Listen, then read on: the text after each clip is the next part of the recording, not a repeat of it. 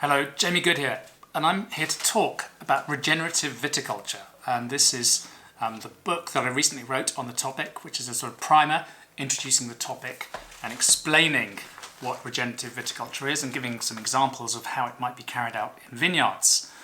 So the basis of regenerative viticulture is agroecology. So it's seeing the vineyard or any agricultural system as an ecosystem. So you're looking at the interplay between the different players within that ecosystem, including all the life that's going on below the ground, which is very important. Soils matter a great deal, and we're learning increasingly that the soils and the sorts of interactions that take place between the roots of different plants that grow there, plus all the microbes and the microfauna and the bacteria, really matters a great deal. There's a lot going on there that we don't know much about, and there's all sorts of interactions that are taking place that are very interesting.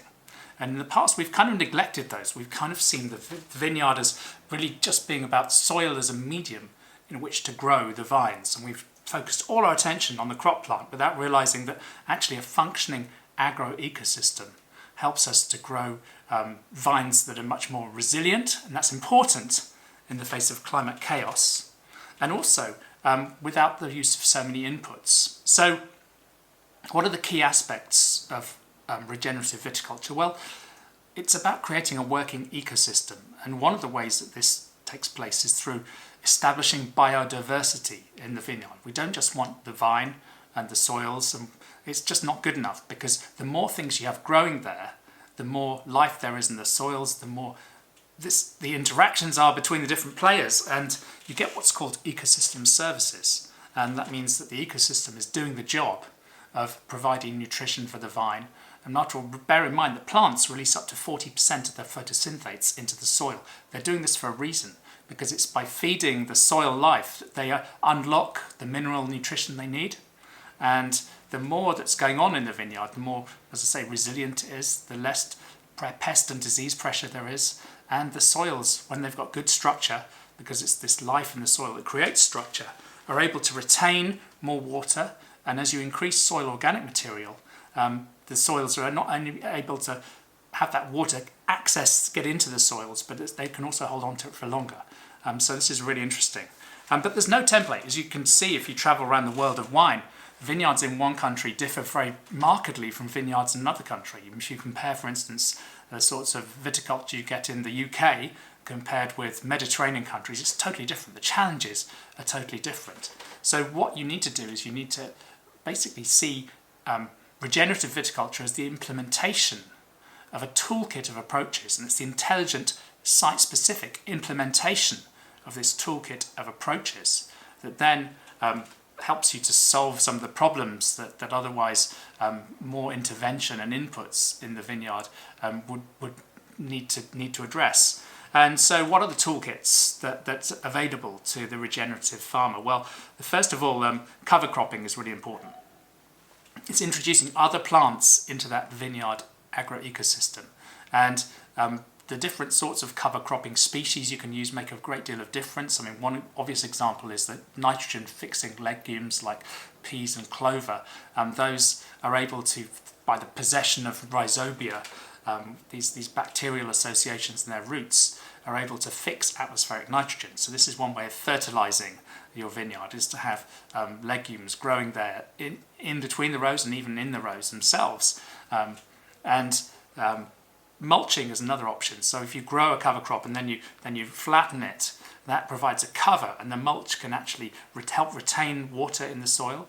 It can also protect the soil from getting too hot in the summer, because heat obviously kills the microbes in the surface layer of the soil. What else have we got? Composting, obviously. Composting, when it's done well, and it has to be done carefully, because if you just compost your marc, the stuff that's left off pressing grapes, that can actually have high potassium and it can have too high pH, so it's not always ideal. So it's about intelligent composting. That's a way of bringing organic material back into the vineyard. There's also biochar, which is basically carbon that's heated by pyrolysis without much oxygen present, and this biochar is able to sequester nutrients, hold onto them, and is able to help with the soil organic material and the structure. But once you put it in the soil, it's there forever. It doesn't go away. So you have to be quite careful, and it seems quite promising approach to helping with soil structure and soil fertility. Floor management is really important. We mentioned before cover cropping, but you see obviously there's this nice interplay between the plants that are growing in the vineyard and the vines, and you've got to get it right. And sometimes you need to control the weeds, and in the past that's often been done using herbicides.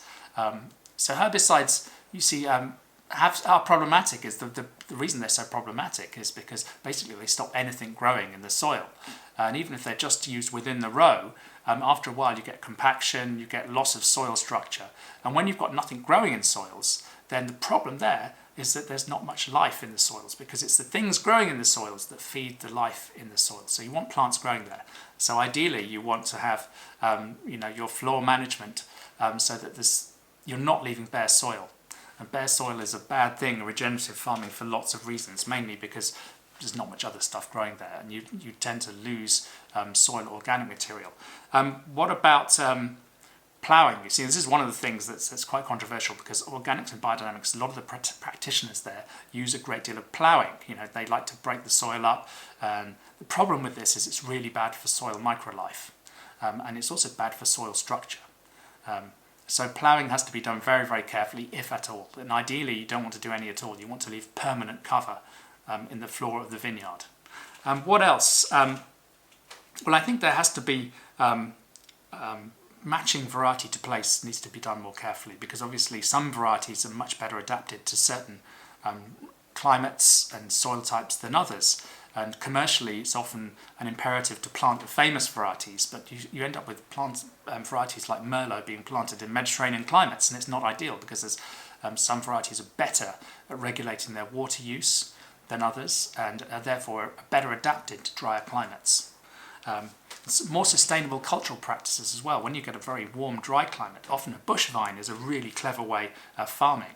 If you grow everything in high VSP, which is the trend at the moment, partly because they're easier to mechanise, then the problem there is that you end up in warm climates using a lot more water than you actually have, and that's not necessarily sustainable. Also, when you've got lots of leaf area like that in a warm climate, it's not ideal always, because you end up with your sugar levels running ahead in advance of harvest, and you tend to find that the wines, it's much more problematic producing good quality wines in a hot climate using a high VSP. They're really much better off for cool climate viticulture. Another thing is that one of the things that regenerative people like to do is incorporate animals into the vineyard. So with the vineyard, winter use of sheep to graze any grass that grows is obviously a very sensible thing to do. Some people have been thinking about using sheep during the growing season itself, and this is quite interesting, but obviously sheep can eat grapes, so you don't want that to happen. But different breeds of sheep have different behaviours, and there are different ways of managing them, so that potentially you could have sheep in the vineyard during the growing season as well. The advantage there is it helps with weed control, also reintroduces organic material into the soils as well, and that can be quite a useful thing to do. Chickens, they're quite good. I think chickens are a great thing to have in vineyards. If you can keep them safe from any predators, then they deal quite nicely with all sorts of insect pest pressures, and also they help with the soil structure, and they reincorporate organic material into the soil. So there's lots of things working together here. So regenerative is really about the intelligent approach to viticulture that makes use of natural biological solutions to any particular problems, but also builds an agroecosystem that's more resilient, that requires fewer inputs, and results in really good, great quality, doesn't sacrifice yield, meets all the boxes of sustainability, true sustainability, and there really is an exciting area of growth at the moment. Another aspect of regenerative farming, which is attracting a lot of attention and is being applied to vineyards now is agroforestry, and that's growing trees in the vineyard as well.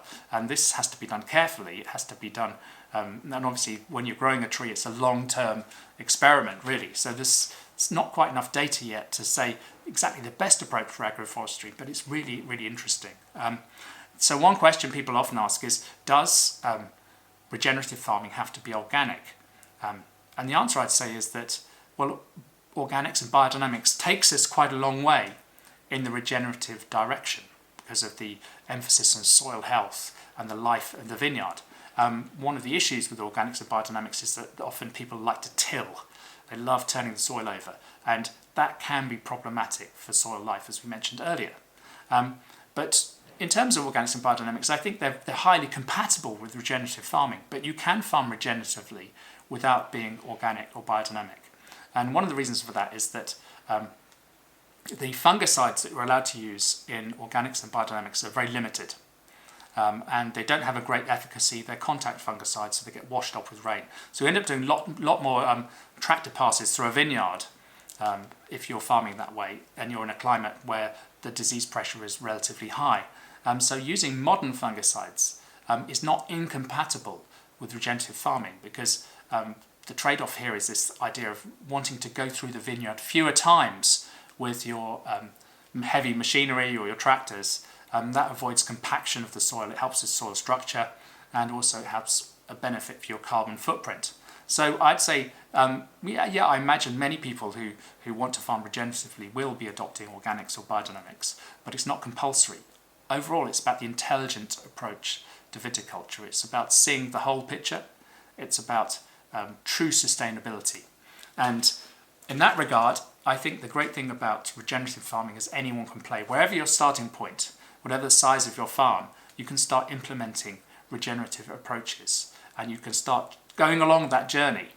And I think that's one of the great strengths of this approach, is that even big companies can start it. They don't have to commit to going fully biodynamic or organic straight away. They can start building the life in their soils. They can start increasing biodiversity on their farms. And they can look at this toolkit of regenerative approaches and pick the elements that they think work best for them in their situation. So there you have it, a little brief introduction to regenerative farming as applied to viticulture, and this is the book, which is available on Amazon in your local market. Thank you for watching.